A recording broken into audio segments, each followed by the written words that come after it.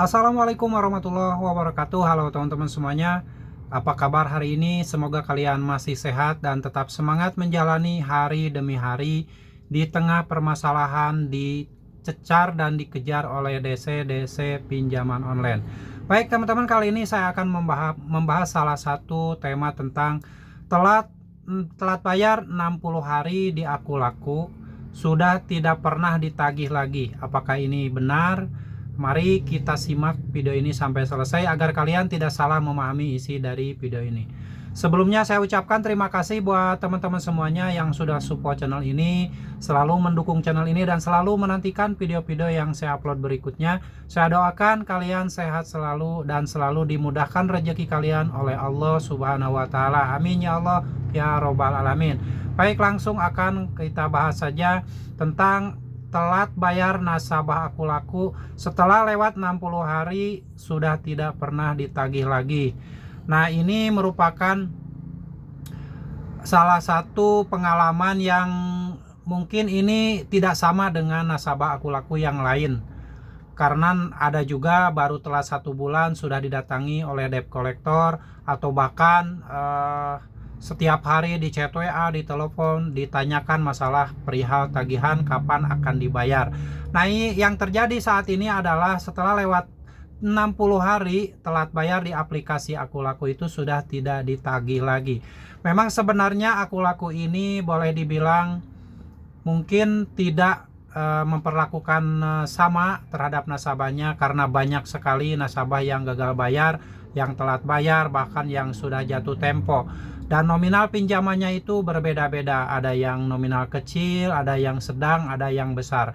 Dari situlah yang namanya DC pinjaman online atau tim penagih dari Aku Laku ini mensortir nasabah-nasabah, mana yang diprioritaskan tagih, mana yang ditunda dulu, dan mana yang memang ditunda karena suatu alasan, karena targetnya banyak dan nasabah yang harus ditagih juga banyak. Jadi ada beberapa nasabah setelah lewat 60 hari ini sudah tidak ditagih, sudah tidak diingatkan, sudah tidak ditelepon, sudah tidak di chat WA. Nah, mungkin bagi nasabah yang mengalami hal itu, mereka sedikit lega karena mental mereka tidak terganggu, aktivitas mereka tidak terganggu dengan teror-teror yang setiap hari dikirimkan melalui chat WA, SMS, email, atau telepon yang dilakukan oleh DC-DC pinjaman online. Nah, apakah setelah telat bayar 60 hari tersebut, apakah memang tidak akan ditagih lagi dan bahkan hutang kita atau hutang nasabah tersebut lunas?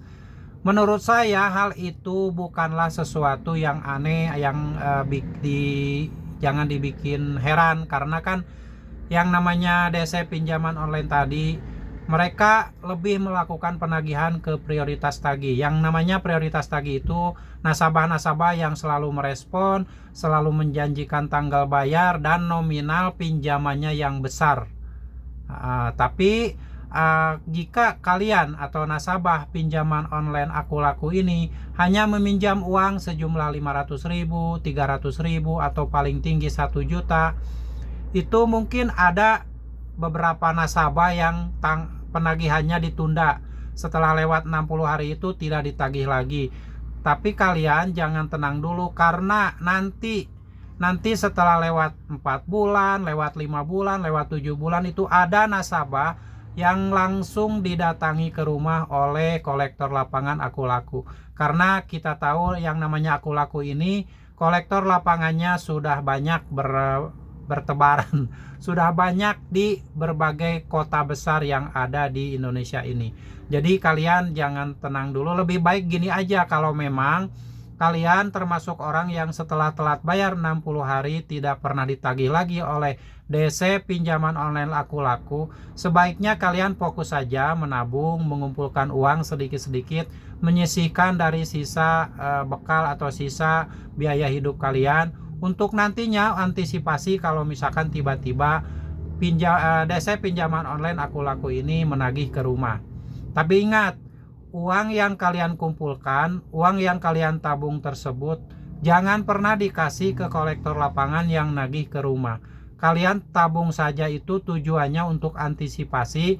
Nanti kalau memang sudah bisa negosiasi, bayar pokoknya saja dengan cara dicicil. Pokoknya perjanjian-perjanjian yang memang sudah pasti, dikurangi denda, dikurangi bunga dan sebagainya, barulah kalian melakukan pembayaran. Dengan catatan, jangan pernah melakukan pembayaran dengan cara dititipkan ke kolektor lapangan yang dia datang ke rumah.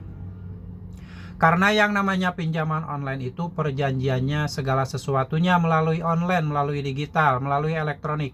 Jadi sebaiknya yang harus kalian lakukan pembayaran adalah dengan cara membayar di nomor virtual akun yang tertera di aplikasi pinjaman online Aku Laku. Oke, cukup jelas ya. Jadi buat kalian yang saat ini sudah sudah telat bayar lewat dari 60 hari di Aku Laku, kalian fokus saja menabung. Karena suatu saat pasti akan ditagih lagi. Karena yang namanya pinjaman online itu berganti-ganti kan. Misalkan 3 bulan pertama ditagih sama si ini, 3 bulan berikutnya ada lagi debt collector yang baru seperti itu. Jadi pasti suatu saat nanti akan ditagih lagi. Lebih baik kalian fokus nabung, kalian fokus kumpulkan uangnya sedikit-sedikit. Kalau memang bisa menabung lebih banyak, kumpulkan saja dulu. Untuk nanti kalian negosiasi kalau misalkan ada penagihan lebih lanjut. Tapi jika ternyata kalian itu sudah dicaci maki, sudah disebar data, sudah diintimidasi dengan kata-kata yang kotor, itu kalian wajib tidak bayar, karena perjanjian pinjam meminjam itu dianggap batal jika penagihannya berisi teroran, berisi caci maki, intimidasi, ancaman pembunuhan, ancaman sebar data dan sebagainya. Itu wajib digalbay atau tidak usah dibayar, karena perjanjian pinjam meminjam di awal waktu kita mengajukan itu dianggap batal, dianggap tidak ada. Oke, sekali lagi, kalau kalian sudah diteror dengan kasar, dengan kata-kata yang kotor, dengan kata-kata yang sebar data, pokoknya kata-kata yang tidak sesuai dengan SOP, itu wajib tidak dibayar. Ingat, wajib tidak dibayar karena perjanjian pinjam meminjam dianggap batal. Demikian, semoga sharing ini bermanfaat. Dan buat kalian yang saat ini sedang ketakutan karena masih ditagih oleh DC pinjaman online Aku Laku, sebaiknya kalian tidak usah hiraukan, abaikan saja semuanya. Kalian fokus saja membangun mental kalian.